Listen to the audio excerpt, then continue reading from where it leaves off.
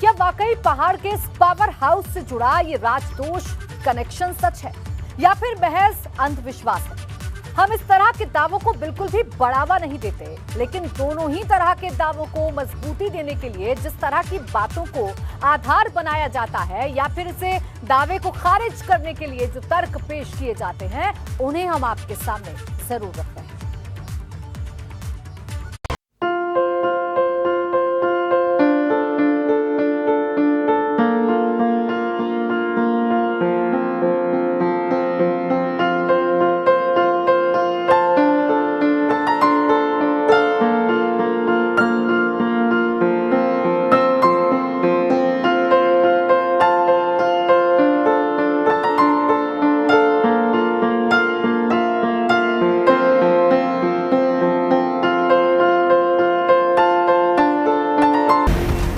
ऐसे में सवाल देहरादून के उसी राजमहल को लेकर उठने लगे जिसे सत्ता के गलियारों में अशुभ कहा जाता है।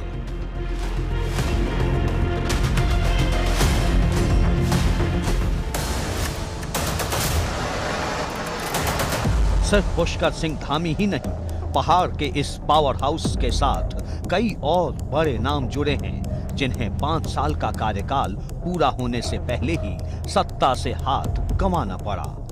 14 साल पहले भुवन चंद्र खंडूरी से शुरू हुए बदनामी के ये किस्से पुष्कर सिंह धामी तक कायम हैं।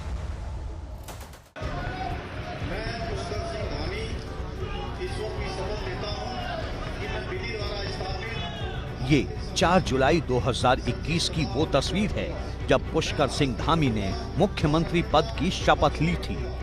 फिर धामी ने इसी बंगले को अपना आशियाना बनाने का फैसला किया।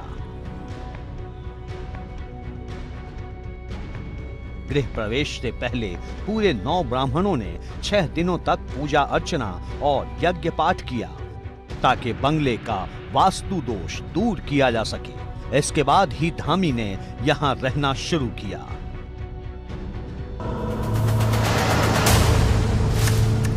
लेकिन अब धामी को खुद शिकस्त का सामना करना पड़ा है, तो इस हार का कनेक्शन बंगले से जोड़कर देखा जाने लगा है।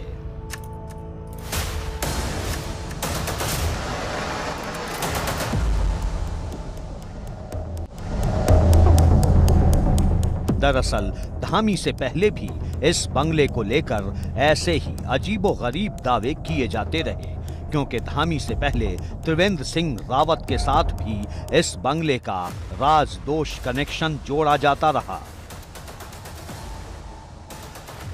अगर आप देखेंगे कि इससे पहले 2 मुख्यमंत्री हमारे ऐसे रहे, वो भले ही सरकारी बंगले में नहीं गए, इस वजह से नहीं गए या और जो भी कारण रहे होंगे, वो हरीश रावत तो बीजापुर से ही पूरी सरकार चलाते रहे, लेकिन उनकी भी दोबारा वापसी नहीं हुई। तीरथ सिंह रावत जो है चंद महीनों में जो है एकदम अपना कार्यकाल पूरा किए बिना ही वापस हो गए। साल 2017 में भाजपा की प्रचंड विजय के बाद त्रिवेंद्र सिंह रावत उत्तराखंड के सीएम बने, लेकिन उन्होंने 2 साल से ज्यादा वक्त तक न्यू कैंट रोड वाले बंगले से दूरी बनाए रखी। आखिरकार कुछ समय बाद वो इस बंगले में शिफ्ट हो गए। वैसे त्रिवेंद्र शुरू से इस बंगले के शापित होने की अफवाहों को खारिज करते रहे।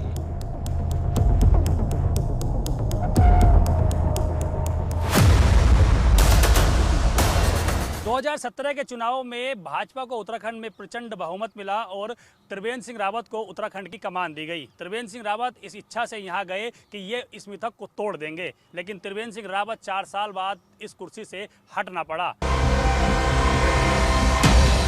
लेकिन त्रिवेंद्र ने भी इस बंगले में प्रवेश से पहले बाकायदा विधि विधान से पूजन हवन करवाया और नवरात्र के दूसरे दिन शुभ मुहूर्त देखकर ही गृह प्रवेश किया था। लेकिन जिस तरह से उन्हें कार्यकाल पूरा करने से पहले इस्तीफा देना पड़ा, एक बार फिर इस बंगले को लेकर बहस तेज हो गई।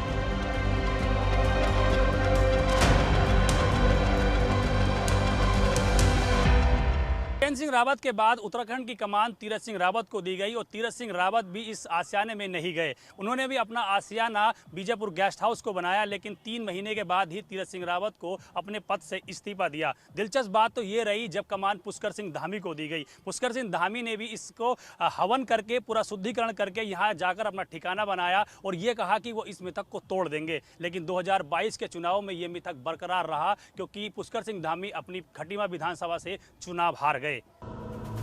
हालांकि तीरथ सिंह रावत ने इस बंगले से दूर रहना ही पसंद किया, फिर भी उनकी कुर्सी चली गई। इसलिए पहाड़ पर मौजूद इस पावर हाउस के राजदोष कनेक्शन को खारिज करने वाले भी भारी तादाद में हैं, जिनका मानना है कि ये महज अंधविश्वास है और कुछ नहीं।